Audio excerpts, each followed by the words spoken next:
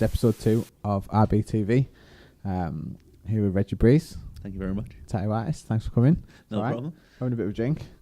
All the best. Merry Christmas. Because it's that season, New Year. Where you can't not drink. Exactly. So got some Shout out to Tony and John for the cracking. Yeah. And thanks to Alex for the stag do. The red stag. I've actually been on Alex's stag do, but that's another story. So Enough for RBTV. Well, yeah, at some point, yeah. When it gets a bit darker, I guess. Yeah. But yes, how are you? Busy day at work. Reggie's a tattoo artist at local studio called Skins and Needles up north in Middlesbrough. He's actually representing the T-shirt for those of you that are watching. Not as opposed to listening. Yeah. No, not that busy today. But yeah, in general. It's a strange time of year though, isn't it? Yeah, people don't very. Not many people want to part with the money this time of year unless it's for somebody else. Offer booze. Yeah. For booze, yeah. But it's part and parcel. It's kind of part and parcel of tattooing, because although the shop that you work in and the shop that I work for is very busy, and kind of seasonal, tattooing in general, although I guess what I'm trying to say is that it's measurable in that it has peaks and troughs, it has busy seasons and not so busy seasons. Definitely. It's still, I feel like 50% of it you can't measure, because tattooing's such a big decision. Walking trades and things like that. And You can't measure how many people's granddads are going to die for them to get memorial tattoos. Yeah, because that's a lot of it, obviously. And then there's with us being a university town, there's obviously the influx of students and the drop of when students leave and things like that. People going to uni, coming home. I mean, there's a lot of that going on. Yeah. So I mean, we tend to be busy around September time. It's a big time for us because freshers and things like that, and that seems to be a really boost. And then it drops a little bit during the winter, and then picks up in the summer when people want to start getting tattoos. People become, I guess, in the summer a bit more body conscious, don't they? Yeah, they're all going to Ibiza and stuff, and or even Glassdoor, or things like that. Yeah, definitely. Yeah. I know I do. I mean, I've got a lot of work that kind of still needs doing, a lot of cover-ups and stuff, but you do start thinking about it more the closer you get to holidays, and you start thinking, actually I'm going to have my top off here with some pretty bad tattoos. You can have any kind of body and covered in tattoos, and everyone thinks looks at you like you're cool. Do you know what I mean? So it helps in things like that for people who are body conscious and things like that. It is a massive improvement to their lives and things like that. And with everything, I mean, it works. Yeah, to improve everyone. It improves everyone's life having a tattoo. Basically, that's what I'm saying. Yeah. I found that when me and Lottie go on holiday, because obviously she's not heavily tattooed, but she's got quite interesting tattoos. And quite interesting tattoos for a girl as well. And they're big tattoos, what you can see across the room. And stuff like that, and so. And the combination of me and her, because obviously I've got a few. People generally around us start talking about tattoos. Well, I mean, it happens everywhere. I mean, you do become public property, and people just think they can touch you and grab your arm and say, what's this? That? And you end up mainly jiu-jitsu moves, really. Your arm up your back and stuff like that. But I mean, it's one of them things you have to sort of accept. I mean, some people don't accept it and they're really funny about it. But I mean, when people come up to me and ask me about my tattoos, I talk about it all day. So talking about it on a night is not a problem for me. Makes no difference. Yeah. I think people, I mean, it is quite crazy that if you just think about kind of decorating your skin permanently with some ink, it is pretty. We're really desensitized to it because we're surrounded by it so much. So I guess we can forget how shocking it is. I've got some cousins of mine who they're lovely people. I don't think some of them might have some tattoos, but kind of I don't get to see them very often. But when I do, it surprises me because they're maybe 10 years older than me. But the difference in generations is massive. And they're really excited by them. So they're like, oh, what have you got? What's that? And they really like having a look and they're really interested. It's just that intriguing thing now because obviously there's so much about it. I mean, the industry itself is just grown and grown and grown. And I mean, a lot of this stuff is from things that I think people may look down on, like things like Miami Ink and things like that. But if it wasn't for these things, I don't think I'd have a job, and a lot of people out there wouldn't have a job because the industry wouldn't be as big as it is now, and it wouldn't have had that boom to release the space for more artists to come into it. And I think it was a very closed off community, and on both sides of the side of the tattoo, and it was very closed off. And the people who were going into tattoo studios, like, you didn't get the everyday regular person going in. There was people who were like really heavily tattooed, and it was obviously more of an exclusive club. And I think a lot of older tattoo artists look on the industry now as being a bad thing, and in certain aspects it is. But in certain aspects it's the industry is just growing and growing and growing, and it's all monster now. So at the end of the day, exactly. Yeah. I think it's a really good point about Miami, and how I remember watching it and just being mesmerised, and kind of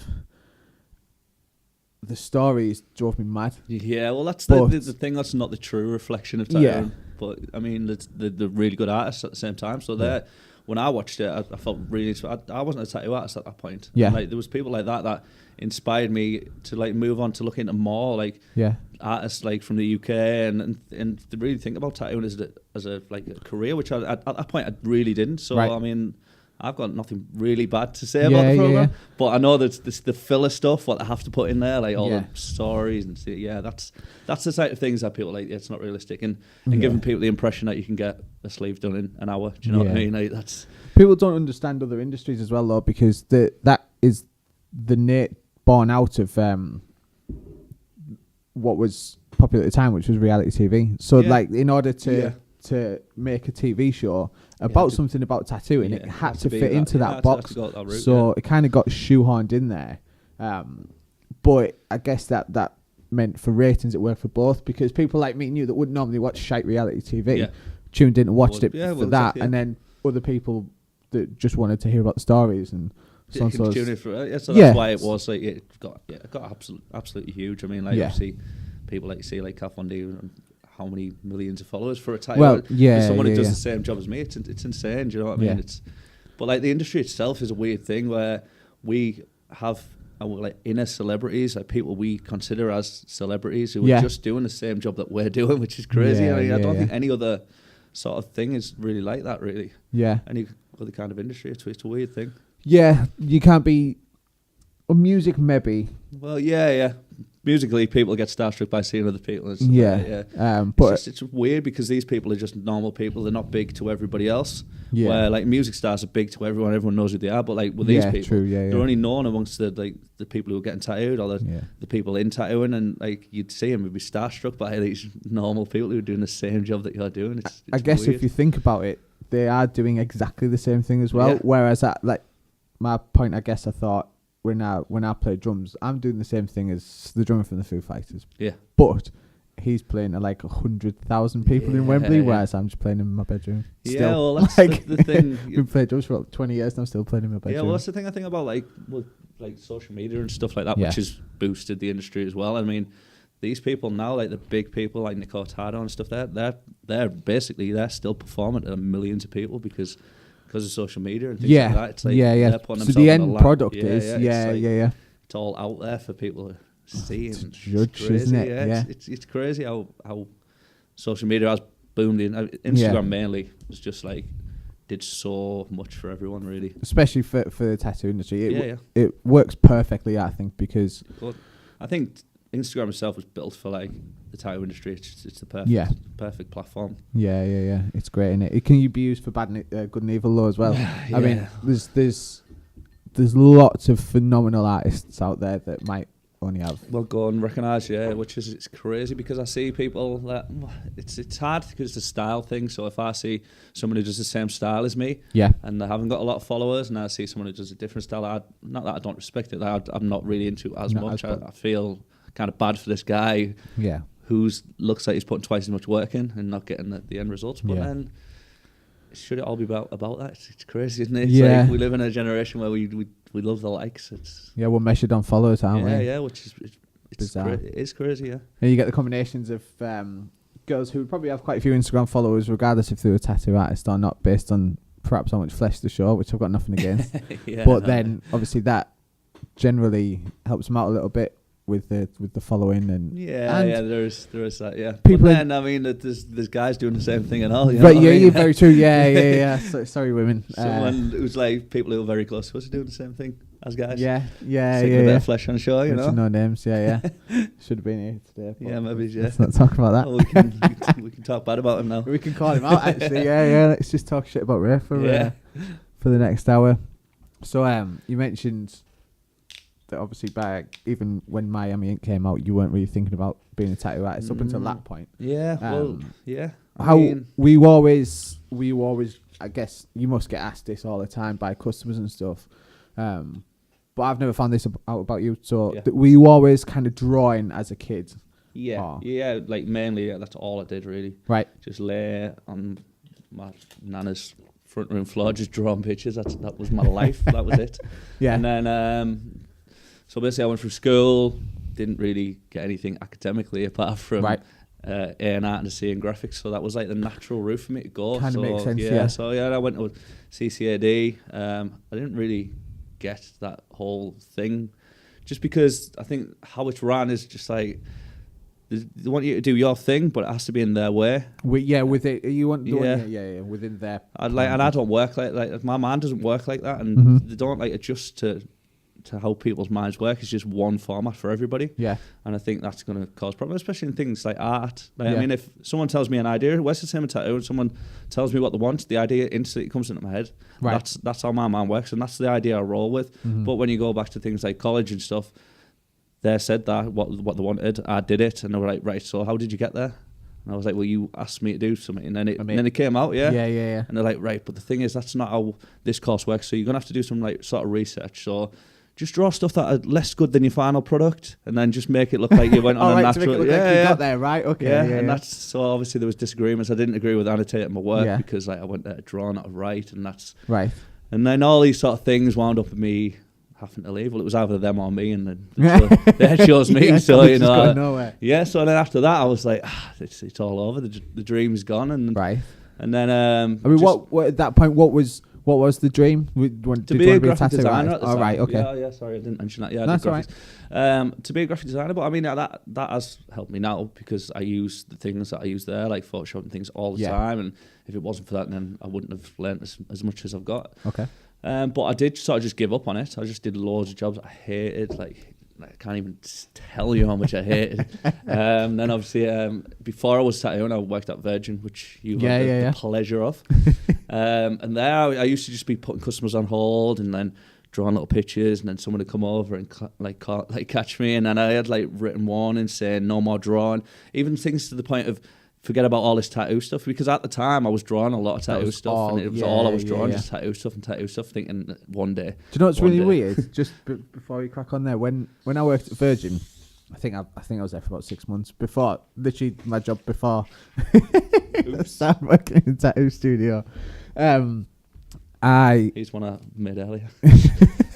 Oh yes, I got that one. So before I started at Skins and Needles, while I was at Virgin, there's something about that job. I mean, for those that don't know, there's a call centre in Stockton, it's Virgin Media, and a lot of people, it's kind of like a rite of passage going to work there, isn't it? Yeah. And let you know what you really want from life. Yeah. In between calls, because I was so kind of bored, and I felt like I was just completely wasting my time. I thought I'm going to have to get something out of my time while I'm here, other than just grinding this out and getting paid. Yeah. So I started writing, and I wrote a short story the whole time I was there, just in between calls. I'd maybe have a minute in between calls. Well, this is the thing, it does feel. And I'd just be like, I need to just do something so that I know that there's an end goal to get me the fuck out of this place. I used to be like, just sat drawing the person who was on the other end of the phone, like just in my head thinking, what does this person look like? Just so I'd have something to look at and talk to, and not just not just a computer faces, screen. You know what I mean? Just like just drawing pictures of the people on the other end of the phone, but then it just have you still got them drawn somewhere? They'll be somewhere, because I dug all loads of Virgin stuff out the other week. I wanted the email. I was looking for the email that said forget about all this tattoo and concentrate on your job. Right. And I wanted that email. I thought I had it printed out. I was just going to put it on the wall at home and just. That'd be amazing to frame it, wouldn't it? Something to look at all the time. I like stuff like that. I always told Salvin who owns the tattoo shop Skins and Needles.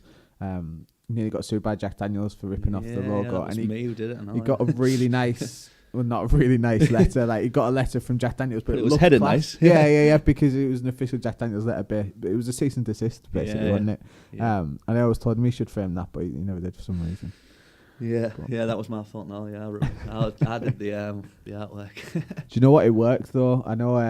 Obviously, Jack Daniels had a problem with it, but people must pay a fair bit for that license because you see it all over. You see people ripping it off all over. But it's when they get caught, isn't it? That's what I mean. They're probably not paying for that license either. But Yeah, true. Yeah. And if you think people still have those T-shirts and still wear them a little bit. Sorry, Jack Daniels. Sat here drinking Jim Beam, slagging off Jack Daniels. So just digress on that point about Virgin. Where, at what point, what was breaking point? What kind of got you from working mundane jobs, drawing pictures of people to working in a tattoo studio? Well, it was a thing where I wanted to do. I wanted to be in the industry of tattoo, and I wanted to have an apprenticeship. But it was like at the time I was 27, which to start an apprenticeship at the age of 27, it's quite brave. Yeah. So I took a massive gamble and just basically left my job. I was getting paid a decent wage for working in the area where we work. Yeah. And I dropped all that to get paid, nothing. Yeah, basically nothing. And then it went to 50 and then it went up from there. But I was getting nothing. But I was, I managed a shop, so I did get paid. I mean, it's hard for the people who don't have that thing. So I was getting paid because I was managing a shop at the same time. But then people who are just apprentices, obviously the industry, how it works is you work for the experience and you work for the end goal, and you don't get paid. It's a time-honored tradition, isn't it? Where the tattoo apprentices don't get paid. It's a privileged industry to be in. So to be there, learning from tattoo artists and learning the craft. Yeah. So obviously, long term, it can pay off. Yeah. Exponentially. So I was in that job, and then someone who I knew worked for it wasn't Skins and Nails at the time. It was an old shop that like Salvin, who you mentioned earlier, used to own. And he got me the job as an apprentice. He knew a guy who I knew, and he was like, "You're interested in this? I know you're interested in drawing." And I was like, "Yeah." And I went and I did it, and I did thanks for him for getting the job. He didn't do that else for me after that, and he doesn't work with it anymore. So, but I mean, more power to him. He's still tattooing. But so he got me the job, sorted me out, and then it just went from there really. And it was weird because I didn't realise. Obviously, I knew there was going to be a lot of stuff that wasn't tattoo based, but the amount of stuff behind the scenes that's going on with what the apprentices are all doing, and the tidying and the cleaning and the hygiene side of things, and that's obviously that's like 50% of your job, if not more. I mean, keeping that all right and keeping the studio running right. That was the big thing, and that's when I originally brought my portfolio of drawings to the shop. I didn't bring my portfolio of how I mop floors and obviously that sort of stuff wasn't how good you are. That's not even something I've ever been good at in my life, but it has to be done. And I'm shit at mopping. that was the worst.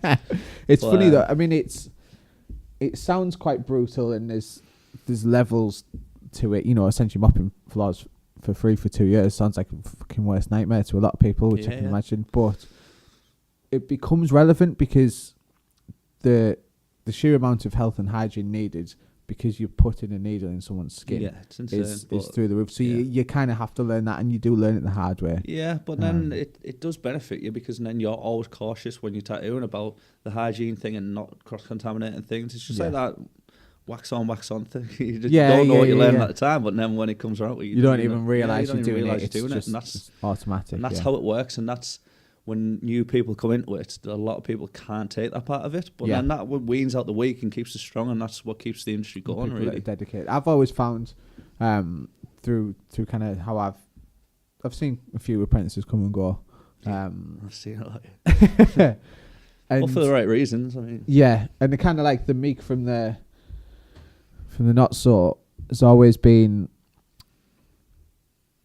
It's almost not. They can see the relevance of it. So although they might not they might go to work one day and literally know nothing more about actual physical tattooing that day. If they tend to realise that by the end of the day that actually what they've done will benefit them long term. They basically they have a bit more vision, they have a bit more sight as to where they're going, and they're the ones that tend to do quite well. Which is interesting, and it's not that tattoo artists are particularly strong people. Not every tattoo artist is a strong person. They've just kind of persevered, and maybe like for you, for instance, like you've kind of always drawn and like art, at least.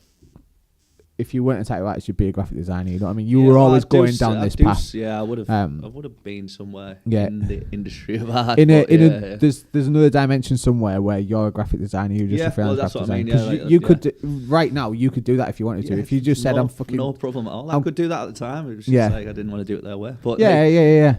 That's what I mean. Again, the graphic design thing, which was.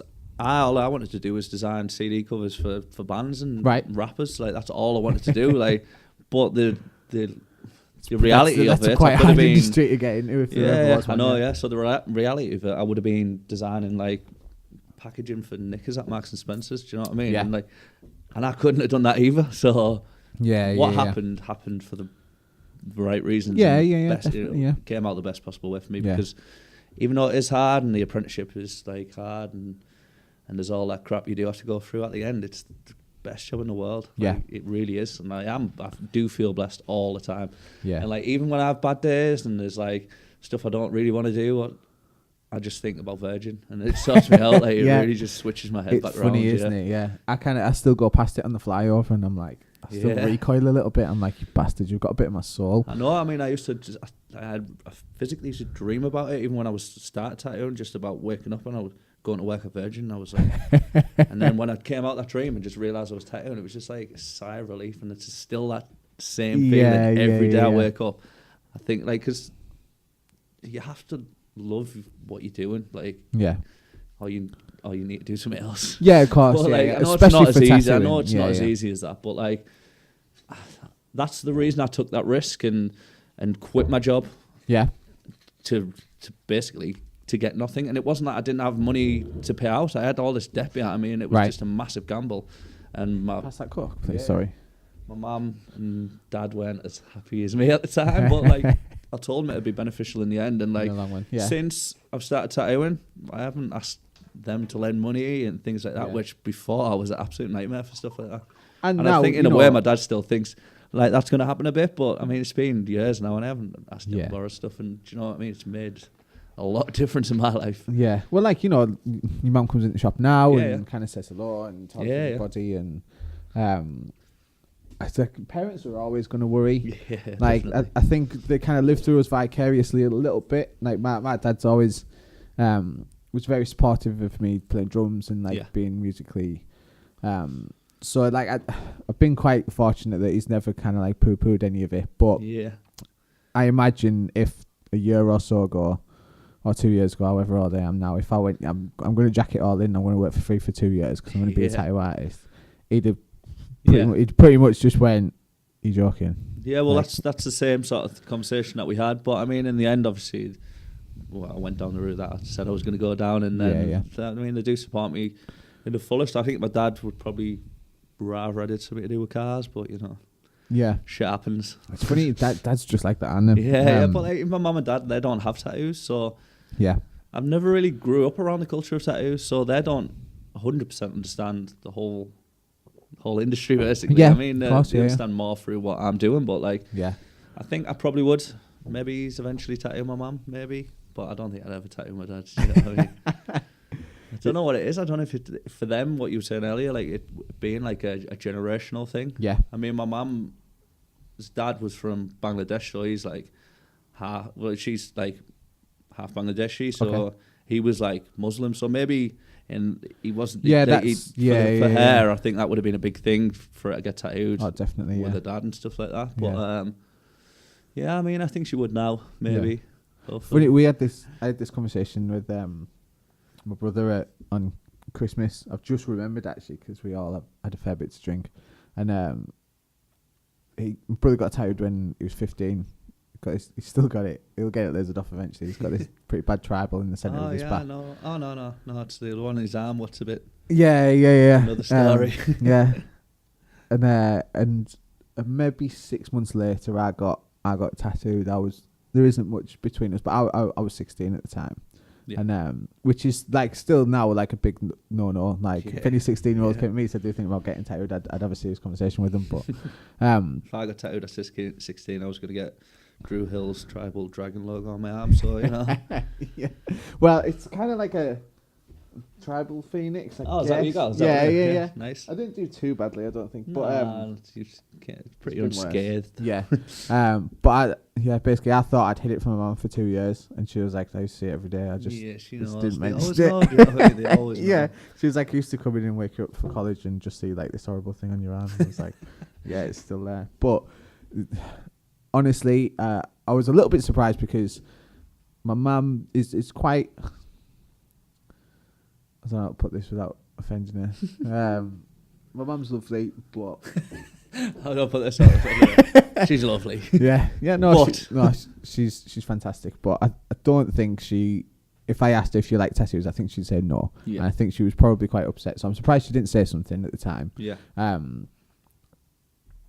And I thought I'd get it in the neck a lot more than I actually did when I got tattoos. But by the time I was kind of going downstairs without a t-shirt on, I had quite a few tattoos, so it was past nothing they could do there. So my dad always was a bit like, what is it? Like, just a bit, but like secretly, and like I've had a few beers with my dad, and he's liked them, maybe not mine, but he likes the idea of tattoos. He just generally never got one. My dad was like a secret rock and roller. He used to go and see Led Zeppelin and get stoned and stuff. Wants a tattoo. He told me that he'd get, if I was in a band that got signed, he'd get our logo tattooed on him. Did you not get signed? Yeah. What happened there? The band that got signed, the our logo is like a pentagram, and I don't think he does want the pentagram. No. And I think when he thought, like, when my son's band gets signed, it'll be to Warner Brothers and we'll be a big stadium rock band, and obviously that didn't quite happen. So not some little label. Well, not little label, decent label, from Leeds and America. So that's all right. Internationally known. So yeah, but yeah, that I was talking about that generation thing the other day, and what'll be really strange is in our lifetime it'll phase out. Yeah, definitely. I mean, the stigma's still there. Yeah, but it definitely has dropped. I mean, the people always saying, what, you're going to look like you're older? And it's like, well, I'm going to look like everybody else in the old people home with sleeves. Like, we are that generation that's changing all of that now. Yeah. Like, everyone's, the view is changing. It's not all just sailors and prostitutes. I mean, I've tattooed, like, women who are 70-year-old and things like that who've never had any tattoos, and for the 70th birthday just been like, I'm getting tattooed. So even the mindset of the older people is changing. Yeah. I don't think it'll ever truly go like, totally, but it will definitely be on the side of tattooing in the future. Yeah, I feel like it'll definitely be the minority, because definitely. If say we will take over. But like, we are going to win in the end. Like, it's hard because it is discrimination saying that someone can't do a job just because they got a tattoo. Do you know what I mean? Like, I had a debate with someone who was basically saying, I was saying that if I was competent, if I was the best candidate in the world for a job you were hiring for, say it's me and you, say you were hiring someone, but you hated tattoos. This person hates tattoos, and was in a position of power, would probably hire and fire people. And I'd kind of said to him, if I unbelievable CV, perfect qualifications, blah blah blah, but I had loads of tattoos, would you hire me? And he said no. I kind of said, well, you're pretty small-minded then.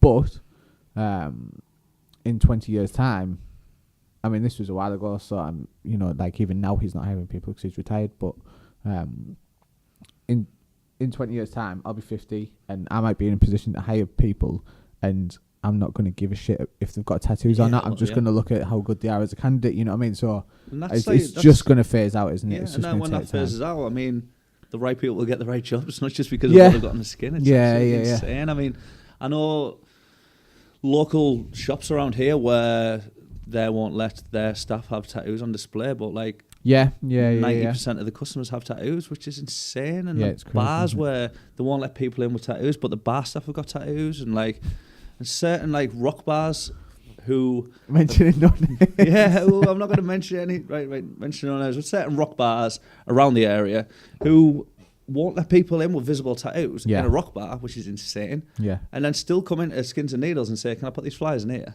Like, can I have a tattoo? Yeah, like, what is going on in that? Like, and I know what the thing is. It's the thing about, it's because of the old thing about people with tattoos. They've got a bad reputation, and it was all like, say, sailors and prostitutes and gangsters and things like that. But like, things have changed, and I know what they're trying to wean out, but like, and I know it's hard for you to say, right, we're going to let certain tattoos in, but don't let the people in with these kind of tattoos. Yeah, what you consider not. Well, I know a lot of people. It's a tribal thing, and like, and for someone to walk up to a club door and a bouncer say you can't come in because you've got tribal, but you can come in because you've got this nice traditional piece, and like, can't do it. Yeah, you can't do it, and then so all that's just going to the same thing. But like, I mean, realistically, they should just say you're not coming in because you look rough as fuck. Well, yeah, like, and that's it. And if you don't look rough as fuck, but you've got tattoos, it's fine. Do you know? That's the thing. Yeah, it's like when it was no stripy jumpers. Do you know what I mean? Like, can't no Henleys. Jumpers on. Yeah. It's insane. But like, I know that what they're trying to wean out. They're trying to wean out them people who are wearing them things, because they're usually the type of people who are causing the trouble. Yeah. But they don't want to say that. So then they do the same thing with tattoo, and it's like, well, it's just no tattoos. Like, no tattoos at all, because we can't discriminate against someone who has a bad tattoo compared to someone who has a good tattoo. So they just say no tattoos. Yeah. And shame, isn't it? Yeah, it is. Yeah, and the general fear that kind of comes from originally, I think it comes from a place of, it's fear of difference, isn't it? Yeah, of the unknown. Like, yeah. So but like, different. They've got what's on their arms. Yeah, look scruffy. It's insane, because these people who like, not just the regular little stupid, like, well, what people don't consider a good tattoo, but like some of these people have spent thousands and thousands of, but like, there's a guy who's pieces of work. I've seen a guy who's had full bodysuit, just won loads of awards for another local artist around here, and the guy who's got the tattoo, someone had said to him, "Oh, what are you going to do for a job now?" And he was like, "Well, how the fuck do you think I paid for all this?" Do you know what I mean? Like, yeah. You're not getting certain industries just don't care about tattoos, and they just let you get on with your life. You know what I mean? And it's funny though. I mean, even having said all this, obviously I got both my hands tattooed. And big steps. Yeah, I'm not a tattoo artist, so I kind of getting them done. I was thinking, well, I realised that by doing this, I'm kind of perhaps for now limiting the type of jobs you want, but you're limiting the jobs that you don't even want to work in them industries. Yeah. The type of industries that don't allow tattoos, you don't want to work in that. Yeah. So what you've done there is you've made yourself have to be in an industry where you can have tattoos and you like working there, which I'm going to enjoy. Yeah. Because if someone's not going to hire me because I've got tattoos on my hand, I don't want to fucking work. Like for me, I'd waited like 2 years till I was in the industry. Like I'd been tattooing for 2 years, and just because I know how I've been in the past, and I've picked and dropped things, and I did that with everything. So I knew I wasn't going to do it with this, but there's always that little old you in the back of your head saying, "Yeah, of course, You might do. Well, you never know, like, what's going to happen in the world, do you? And then, so I said I'd wait 2 years. I didn't actually wait 2 years. I waited like a year and a half. But did you? I thought you'd been tattooing longer than that. How long have you been tattooing now? Now I've been tattooing, it's 3 years. Yeah. Full-time 3 years in December just gone. Yeah. So, but I've been in the industry 6 years. How long, when I started at Skins and Needles, how long have you been tattooing? Probably about a year. Right. I think, yeah. I completely lose track of like might not be that. How long I've been somewhere. It was in December, 3 years back. So yeah. Okay, yeah. Sounded like And that's when yeah. Basically, I was doing the job that you did at Skins and Needles. Yeah. But then I came in. I wasn't doing it very well towards the end because I was trying to concentrate more on tattooing and drawing than I was on the managerial side of things. Yeah. So happened with that as well, didn't it? Yeah. So basically, I got sacked. Not bad.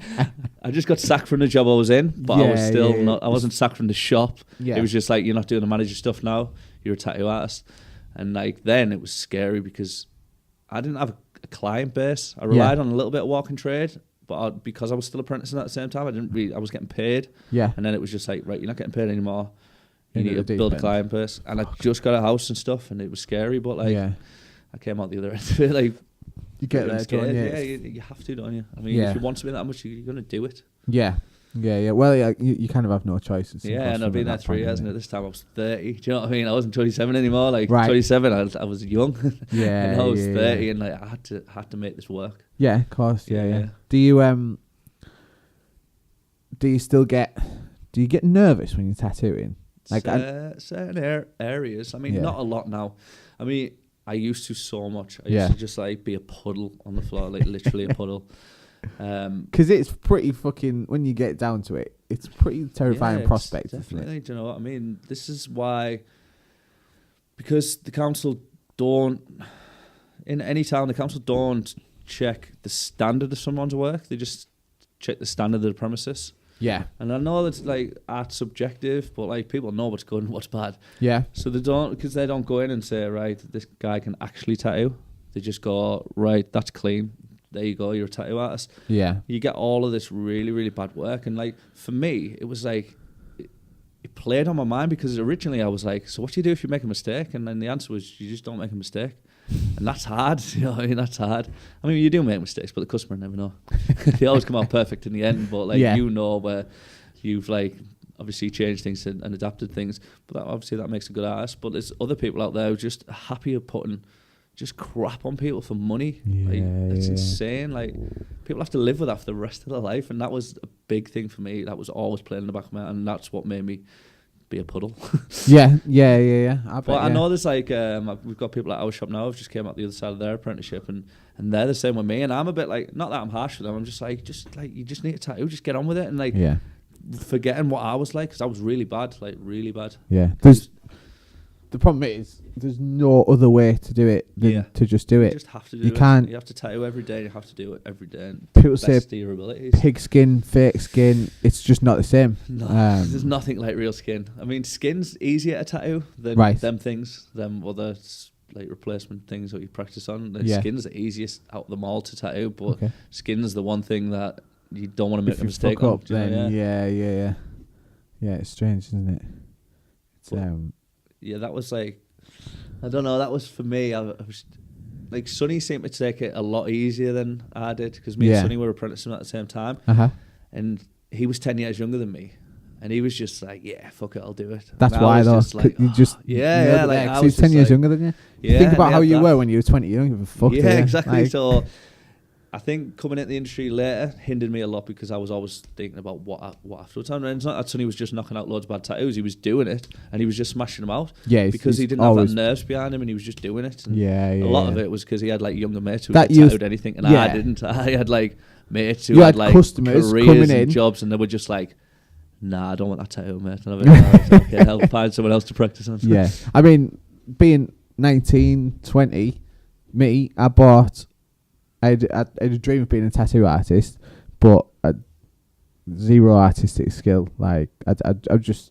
There's people out there like that, man. I could, you probably make a career of it still. I could hone it. I could probably put a lot of time into drawing and get there. But right now I'm focused on other things. I don't fancy doing a 2-year apprenticeship unpaid.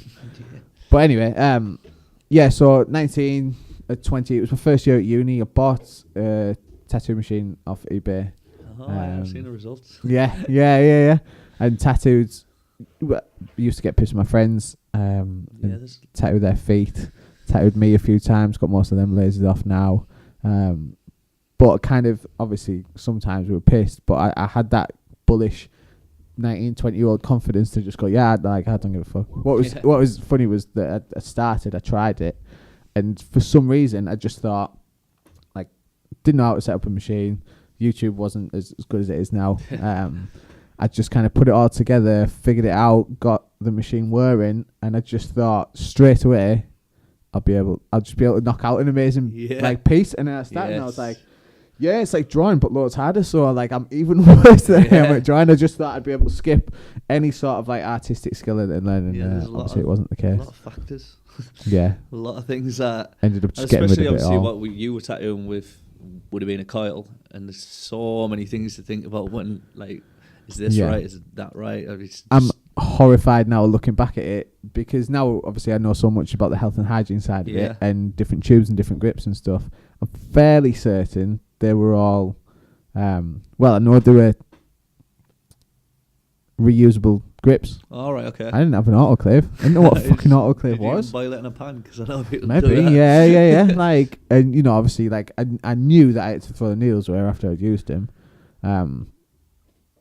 But like, and obviously I think I had ink caps, and I'd probably shot them away. I'd like to think I shot them away after I used them. Because obviously tattooing has got expensive compared to what it used to be, but then the standard of work's got so much better. Yeah. And like, you wouldn't complain if you went to Psych and spent £600 on a jacket.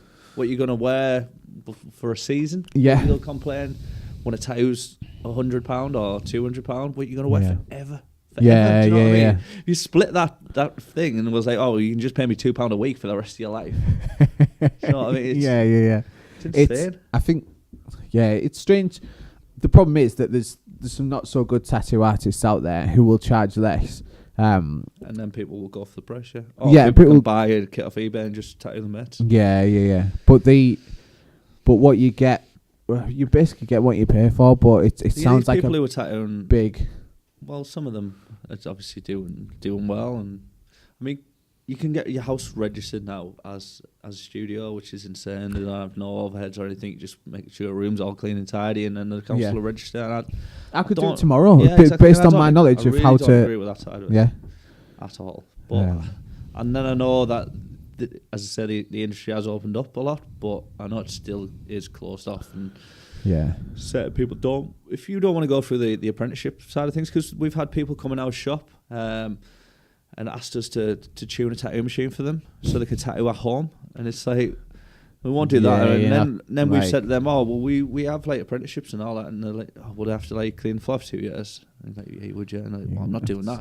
And they're happy to just like ruin people's lives a lot. The amount of stuff that I used to laser and the amount of laser that I did of just absolute tripe, it's insane. Like going to parties or going out drinking and then going back to someone's house and they're like, I've got a tattoo machine over here, let's go for it. And people I know where I've been like, so did you have gloves? Did you have this? Did you have that? And like, no. And I was like, how did you clean the tattoo afterwards? Oh, with some vodka and a sock. Do you know what I mean? Fuck.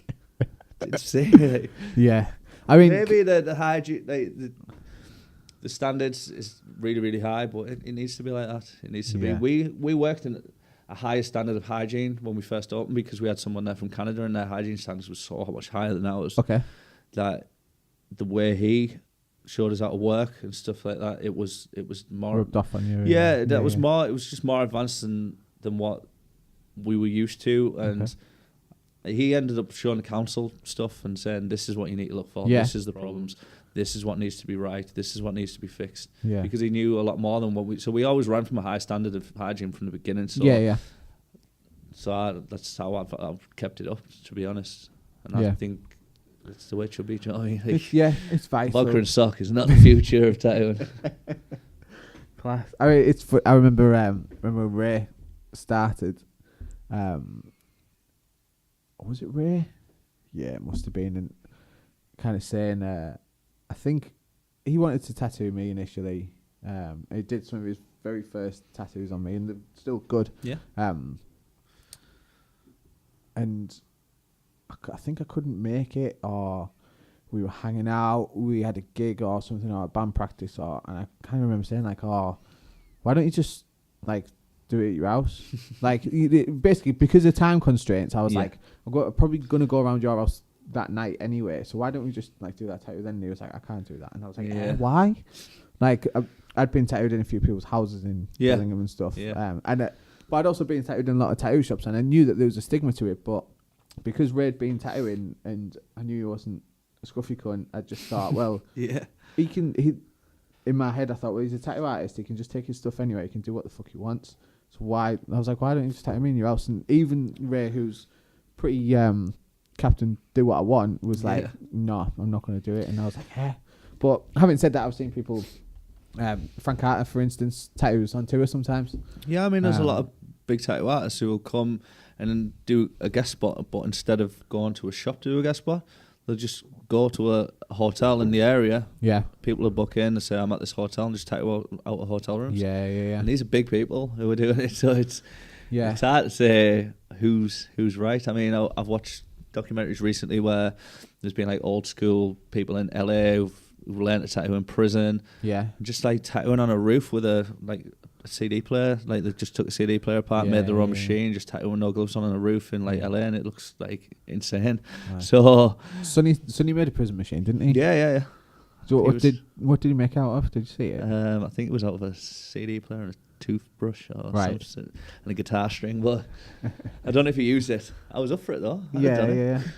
Just because you need to explore all them things. I mean, I went to Thailand and got tattoos like bamboo and stuff like that, just because I think you need to do these things. And it was Atkins and Neil's in Thailand, so yeah. How did that differ from from getting a tattoo with a normal machine? Pain wise, it was a lot less. Yeah. I mean, time wise, it took a bit more. It took 2 hours, but it was a small piece. What with the machine would have took. Is that on the back of your neck? Yeah. It's a piece on the back of my neck.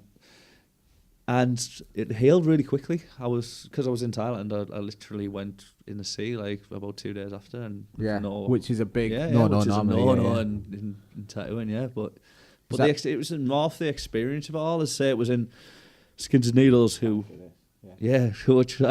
Skins and Needles in Middlesbrough was originally the name from.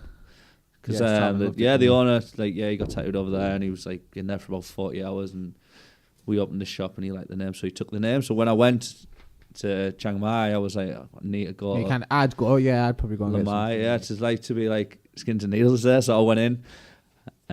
He wasn't actually there at the time. It was his wife, and he was watching his cousin training for like doing Thai boxing and stuff. Oh, right, okay. Which we're all crazy about. And then he came in, and he was like, "Hi, where are you from?" And I was like, "I'm from Middlesbrough." And he was like, "Oh, there's a studio in Middlesbrough called Skins and Needles." I was like, "Yeah, I work there." And he was like, "Oh, for Matthew." I was like, "Yeah."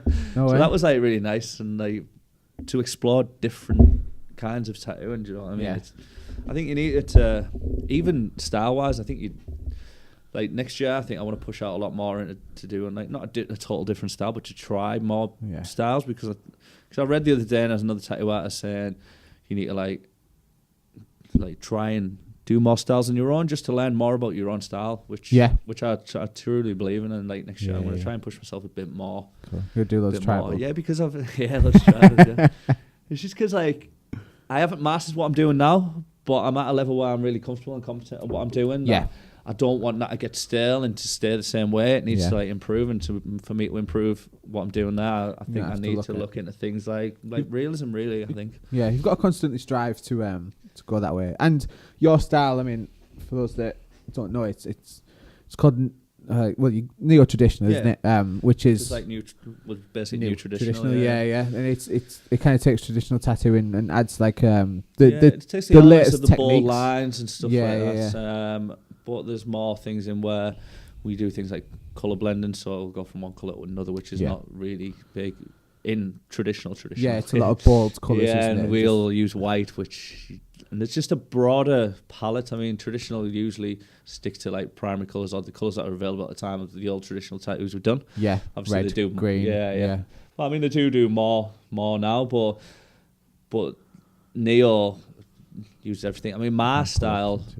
What I'm trying to I think comes a lot from music, really. Yeah. Music's massive influence in my life, and I listen. It's just everything to me. You know what I mean? So apart from tattooing, like music, and my girlfriend, obviously, all these things. But I think that's influenced me loads because it's a lot of stuff I want to do, and I'm trying to push now is a lot more hip hop based and.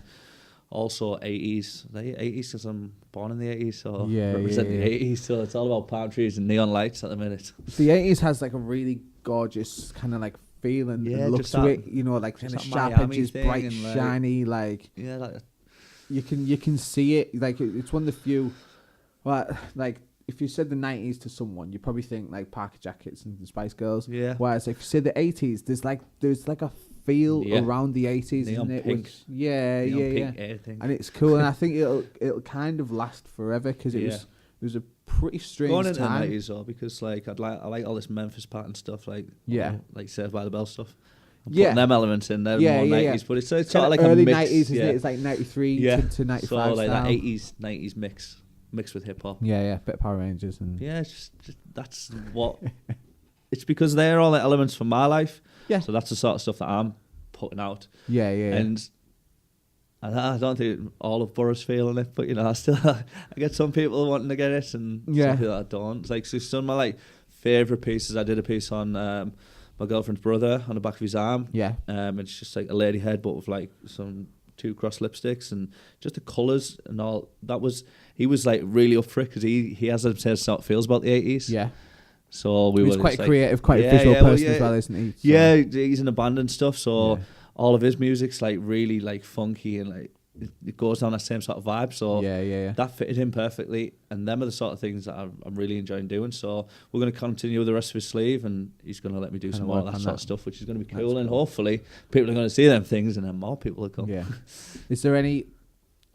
You might just say no to this, but is there any kind of any musicians, any artists, any bands that have directly influenced how your artwork looks? Yeah. I think it's music in just an overall. Yeah. But I mean, Childish Gambino. Yeah. Obviously, just because he's just like he does what he wants. Yeah. Even though people talk about him in a bit, but he's not rap, and it's too like. Well, I mean, he was a rapper. His first two albums, certainly. I mean, he's fast. He's rhyming, clever rhymes. So if anyone says to me he's not a rapper, I'll just fuck off. Yeah. So there's all that sort of thing, but from obviously and he just did what he wants, and he's still doing what he wants. And, and he just his ethic of work really inspired me, and the feel of all his sort of things with the Hawaii thing, and that Kauai, is that the album? Kauai, the album, the EP. Yeah, that's what's running through my head when I'm drawing all the time. Yeah. Just that sort of thing. That kind of feel. Yeah. It is a feel, isn't it? It's like a thing. I remember obviously I kind of went down the music route when I was younger, but I used to just try and draw like all my favorite album covers. I'd sit with them and I'd just try and draw them quite badly. But it was almost just I guess, if I was sat at night, I couldn't go downstairs and play drums because it was late at night. I couldn't I had no creative outlet except sometimes the rawest thing is a pencil and paper. So to just be related to all this music that I absolutely loved. That's what I do. I just draw the album covers because I'm like, this is fucking mint. Which is, it's the most primitive thing, isn't it? Like, it's like cave drawings, you know what I mean? Yeah. And it's all came from that, and it's the most primitive thing, but you can still get lost in it, and what you can create in your own mind it's insane. But as we say, like music, like we were saying there, I think music is a big thing in influencing tattoo artists, because obviously the way my stuff looks, and then you see, it's like we could have said what Ray's stuff looks like, but he's not here. But like obviously the music he listens to is the artwork that he draws. Yeah, it's a big part of his personality, isn't it? Yeah, so, and the same as like with Paul, everything's Star Wars. Yeah. And with Sonny, everything's trippy. Do you know what I mean? Yeah. And Jeff's like really graffiti wise, and like Natalie's like more cultural stuff. That she does a lot of stuff like movie and 80s related. She does a lot of 80s stuff, but like from the movie side of things. Yeah. Like Mean Girls and stuff like that, and that's quite like a colourful personality as well, and that reflects in the way she uses a bit more like, I guess your colours are a lot more bright and a lot more bold, right? And that's a bit more pastel-y, isn't she? A bit more girly. So I do think that a lot of tattooing is just an extension of your own personality, really. Yeah, of course. But then people are getting something personal from you. Do you know what I mean? This is the thing about custom tattoo studios. You get tattoo studios that just tattoo studios. You get people who are just tattooists.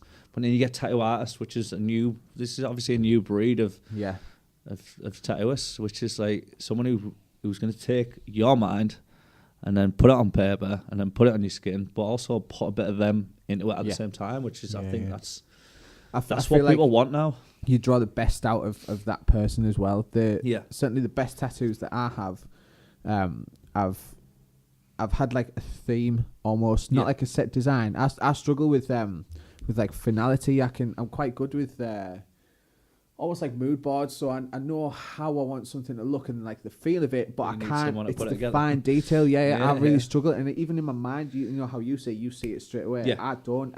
It's almost like blurry for me, and I need someone else to like sharpen it up and like finish it.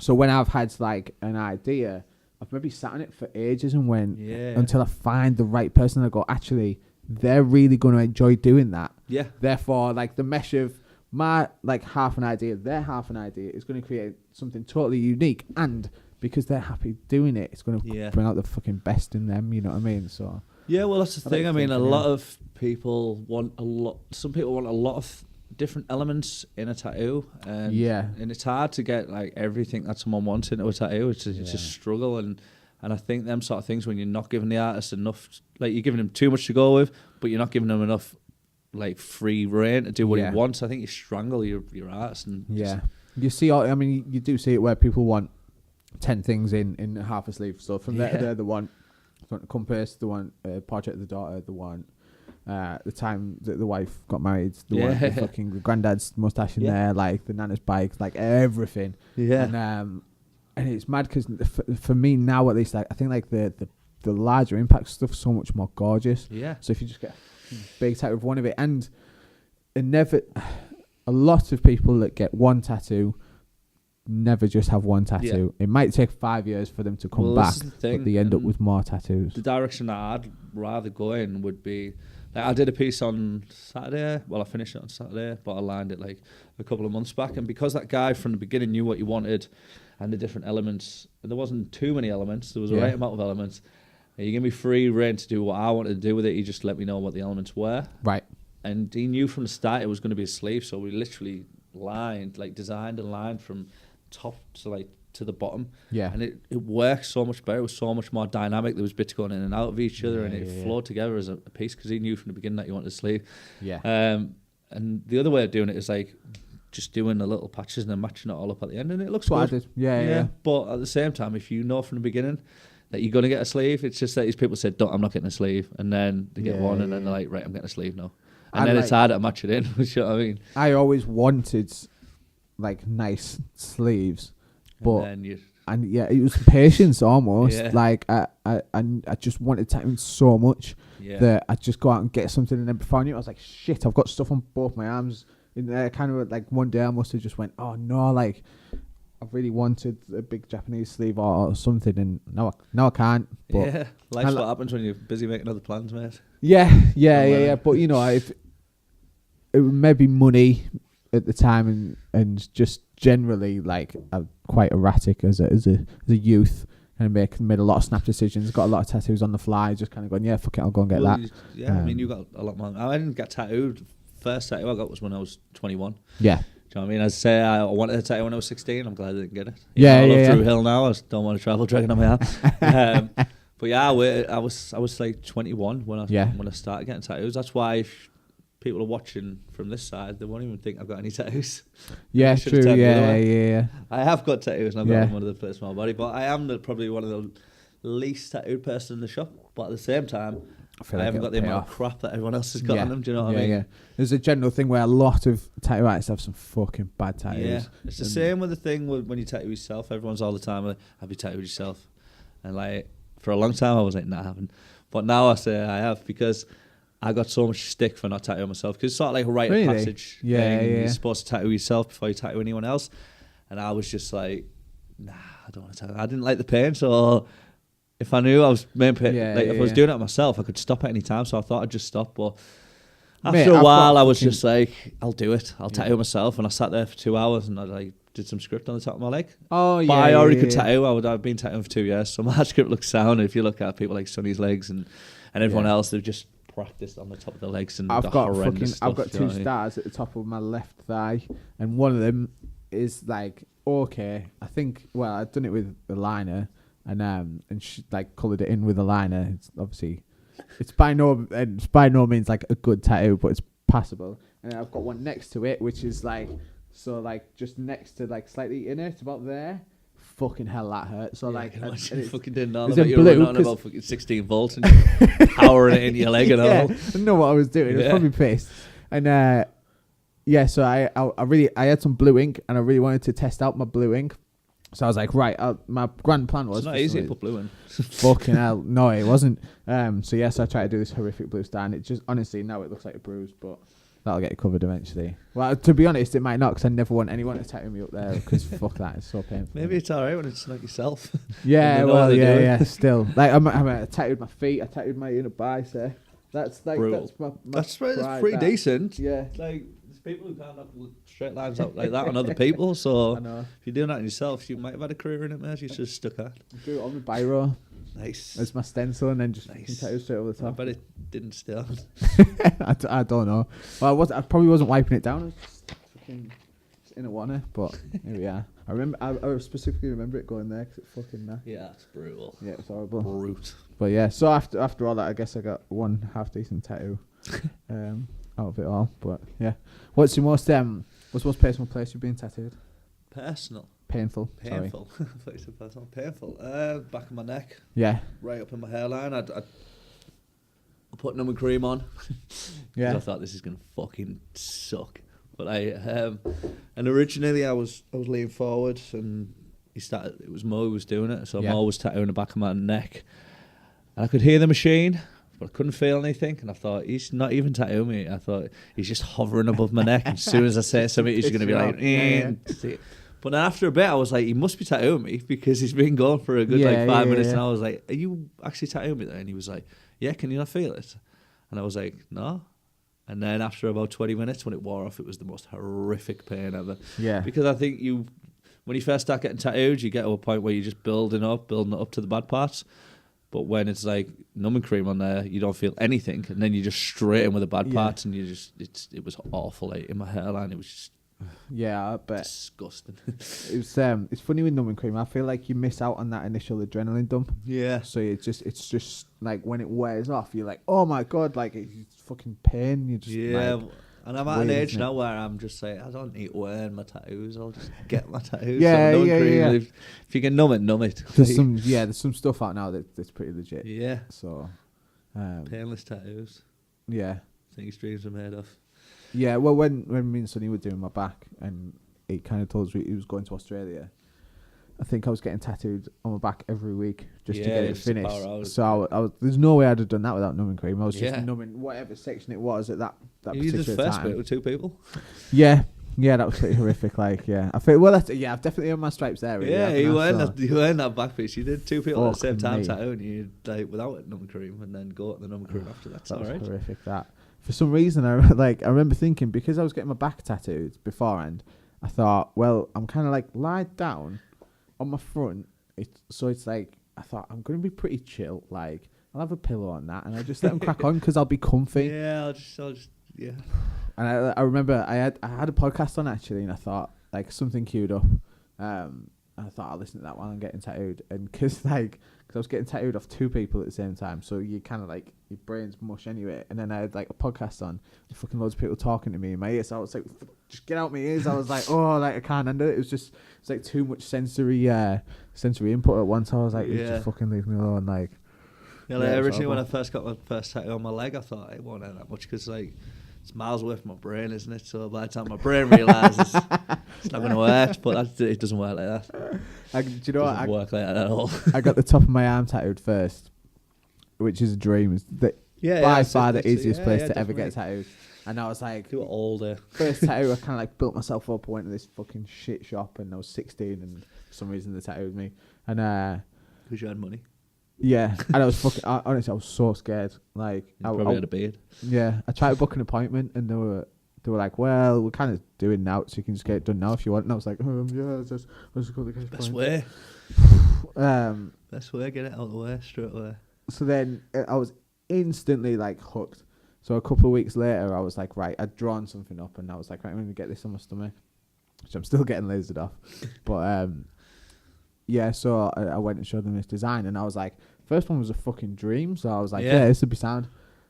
Like, stomach was a different level. Started doing that, I was like, oh my god, I was probably being the worst tattoo client ever, like tensing my stomach and like hiding from the needle and. But it's not just sometimes it's not even just the place you're getting tattooed, it's just the day you're getting tattooed on. Your body just does different things. Like you could get tattooed in your ribs, be absolutely fine, come back and get the next part done, be disgusting. It's just it all depends on like what you've ate. If you've got enough sugar in your system, you've had something to eat. Like, like eating's a massive one, isn't it? Yeah, people just don't realise. And they just pass out. Like, people pass out, being sick, throwing up, like everything. And you're like, "Have you wet today?" They're just like, no. Were you in the shop when someone threw up straight over Adam's shoulder? No, I missed that big one. Lad. What? Someone threw up in my sink when I was in the old skins, and like, I just couldn't be on the same floor as it because I can't deal with sick. I remember that. I can't deal with sick.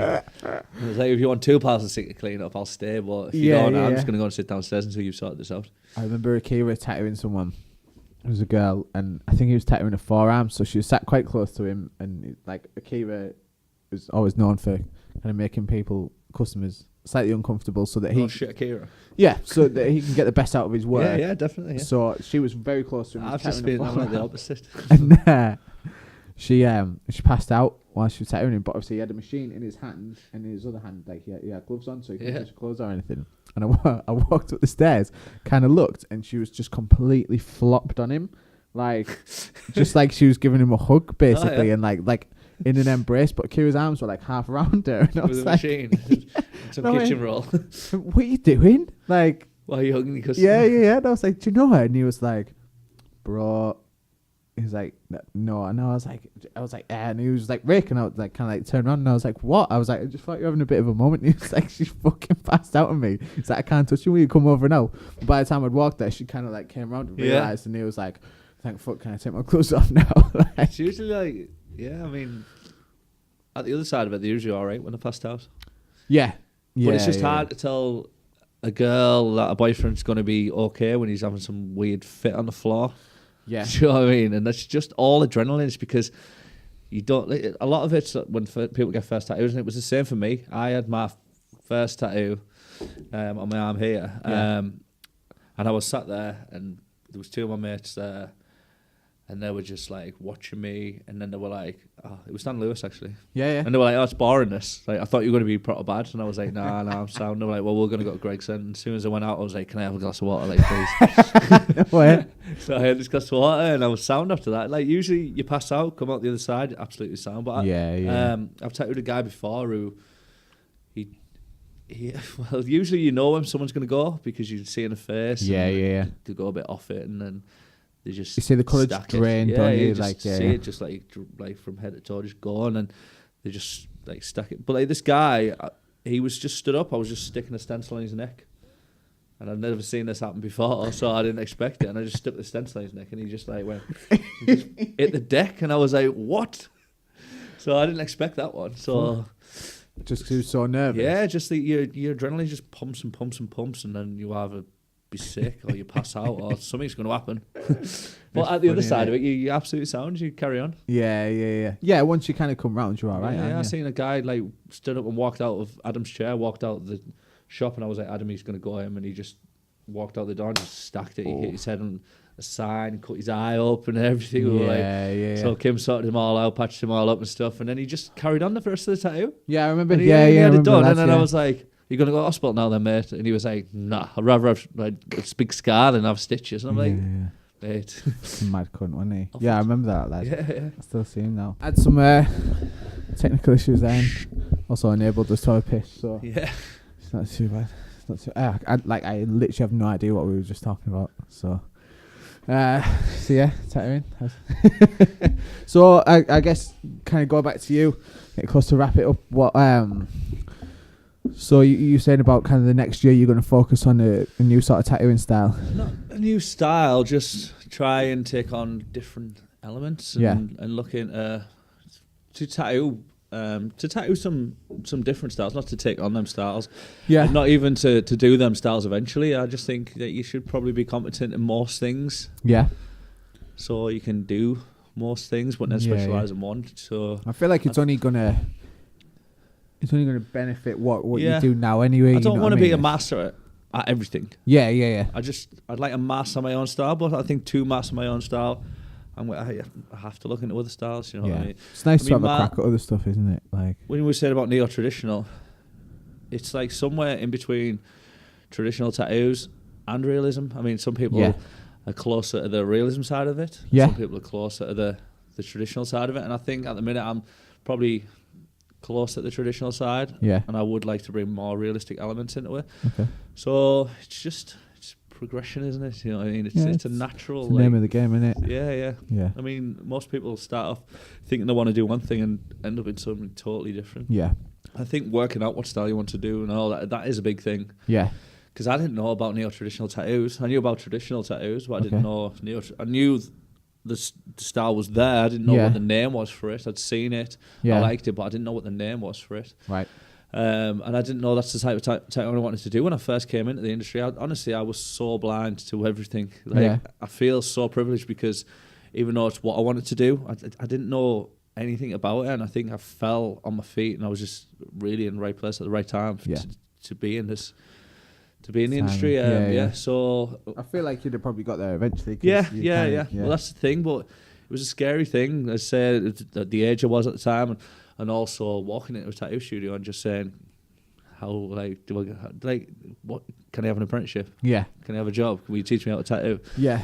And like walking around and stuff with your portfolio is how you need to do it. If you want to be a tattoo artist, and you need to go to the shops with your portfolio, you need to speak and interact with the tattooist. Even if you could just get experience, just working there, just working in any situation. Yeah. I mean, even if you just worked on a desk and it eventually turned into an apprenticeship and things like that. If you want to be in there, there's ways to get in. Yeah, like I've maybe worked in the tattoo industry for 2 to 3 years now, and obviously, like I know a lot about tattooing, and to the point where it's insane, because obviously you work at that desk, you know what I mean? And working that desk is where you get all your knowledge, because I work at that desk, and working the desk is where everything comes from. Yeah. So you need to do that as part of your apprenticeship, to do the desk work stuff, to know about pricing and the structure and how long things take and what can actually be tattooed and what's got too much detail. What's not. Yeah. You don't learn all them things by not doing these things like working on a desk. You also can't learn them by just sitting next to a tattoo artist and watching them do it. You've got to have that experience with the public, haven't you? Yeah, the experience with the public, and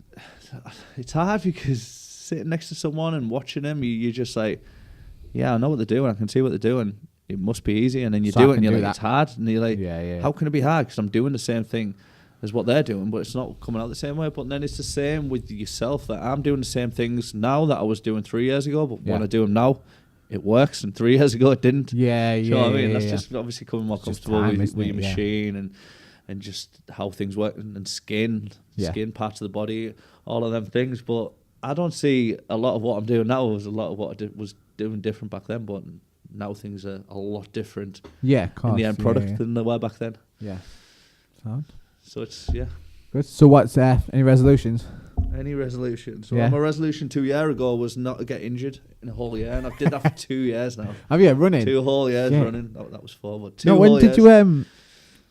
When did you try and slide down the escalator? It was like 2016, was it? It was just before Christmas, not last year, but the year before. Oh, was it? Yeah.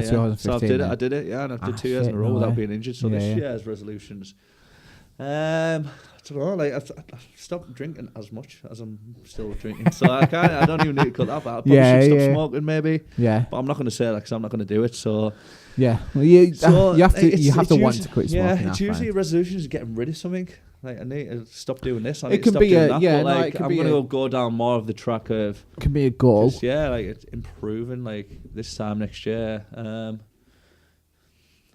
don't know. Just to have improved, really. Yeah. I mean, I'm at a stronger position than I've ever been now. Yeah. My work's like speaking for itself a lot more than it has been, and like. I'm like in a comfortable position in my home life. Like I've got a nice house, my nice girlfriend, and everything's going like everything's sweet. Like honestly, everything's gone absolutely mint. So the only thing I can do is just keep on progressing. Not like nothing big. Just don't get stale and just keep on fucking moving. Can we end on that story of the London incident? Shall we call it? Yeah, if you want to talk about it. About that. So basically, I was. Drunk. It's usually how these stories start. That's how the one with the hand started. If you want to go and look back and look at Rick's video about the hand. Yeah. Or Marvin Mionis. Story about Reggie. So I was drunk, and you see all the videos of people sliding down the escalator, and you think, I wouldn't do that. But like when you're there and you see that slick black escalator, you're just like, I can do this. I know they've all failed before, but someone's here to take this crown. Someone's going to make it from top to bottom, just slide off the end, just gracefully. You know what I mean? Yeah. And I thought I was going to be that person. Land and stop, drop and roll. And I think I would have been that person if it wasn't for them pesky kids or that poor girl that I smashed into. So I went down the escalator, did about 5 steps. And this wasn't just like a normal escalator. This is like a subway in London. Like where you have to squint to see the end of it. Far. Like when I was stood at the top, it went down and then under, you couldn't even see the bottom. So I think I underestimated it. Maybe I should start on a smaller one. You know? Worked your way up. Yeah, just worked my way up with that one. But I thought, I'm here. It's the moment. It's all going to happen. No one's even recording it. So there's not even footage of it. So I haven't even got that's the worst thing about it. I was thinking about ringing them up, but like obviously, well, when you hear what happened, like so I was going down the escalator anyway, and I did about 5 steps, and then I just went back up the escalator, and I was like, and that should have been it, but I was like, nah, I can do this all. I'm gonna tame the fucking beast. Jump back on, start sliding, and I must hit like 60 mile per hour or the sonic boom or something. I don't know, but I was going fast. Yeah. But there was a girl at the bottom. She was still going down the escalator, so she was not quite at the bottom, ready to step off. She was still going down the escalator. Yeah. And I thought it was my mate Sarah, so I was like, Sarah. And she didn't turn around because she's not called Sarah, Yeah. so why would she? So I was like going down this side, she was stood on that side, and I just hit her with like the whole 14 stone or whatever. My legs went over my head. And then we just both clattered into the bottom of the escalator. And then at the bottom, my hair was just like going towards the end of it. And I just managed to push off. Yeah, that was the bit what I was getting. And then I stood up and I was just like, right, so we go into this nightclub? And everyone was like, nah, mate, I think you're going to hospital. And I was like, I'm sound. Yeah. And they were like, you haven't seen your face. And like, I'd split my lip. Oh, yeah, I forgot you'd done that. Yeah. I'd broke my finger, I'd broke a rib. I've still got them scars from the escalator. It looks like a panini on my side. I cracked my ankle. So I had to go to like the hospital, and then I got there and I was waiting for ages. But when I got there, the nurse was like, well, I feel a bit sick, and I've already been sick tonight, so we can do this now. We can do it in the morning. I was like, well, the nurse said that. Yeah. So I was like, well, my lip's in two pieces, so I'd rather you did it now. Yeah, can you? If it's not too much trouble. So then she was like huffing and puffing and walking like, putting all the stuff down. And she stitched it back together, and she did a good job. You can't even tell. Yeah, but then I had to go to like Winter Wonderland to get pushed around in the wheelchair. And no one cares if you're in a wheelchair in London. No one gives a fuck. Yeah, no one gives a fuck about it. And half the tube stations, it's not even a wheelchair access. You have to like hop around, and like it's alright for me because I was just an idiot. Yeah, but for people who actually did, like need wheelchair bound people, I feel for them. I really do. Like that little insight. Yeah. I feel for them. But touch wood, it's been 2 years. 2 years. Since an accident. So that's the resolution. Carry on the old resolution. I cut my thumb with a shovel, but I never went to hospital, so it doesn't count. That's all right. Yeah. So that's the resolution, is to carry on not getting... And you haven't got a drink, so you can't cheers. Shit. All right. Yeah, keep it on. I think I'll... But yeah, that's the result. What's for you? Anyway, let's switch it around on you, Rick Baker. All right, I've got... What's the plans for the future, man? Where do you see your life this time next year? Oh, fuck knows. If you'd asked me that last year, I'd fucking... It's like, I'm notorious for kind of chopping and changing and doing different shit. But keep doing it until we find out.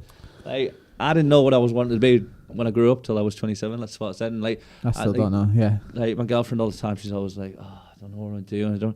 And I'm like, I didn't know that until I was 27. And you're like, literally 25. Like, you've got 2 years. That's it. Yeah. That's your limit. But you never know. Until you never know. I feel like you have to try loads of stuff. Yeah, I've worked in so many jobs. Like, I worked for Phones for You. I worked in Accessorize, selling girls jewelry.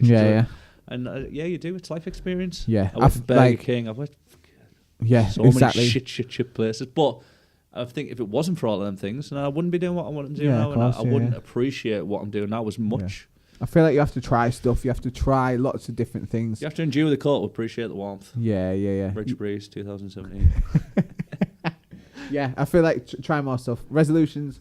I've got a fucking horrible cheesy goals list, which I won't go into. I know some of them. Yeah. Learn more Portuguese, stuff like that. But blue belts. Yeah, blue belt. I guess. Right, do more podcasts.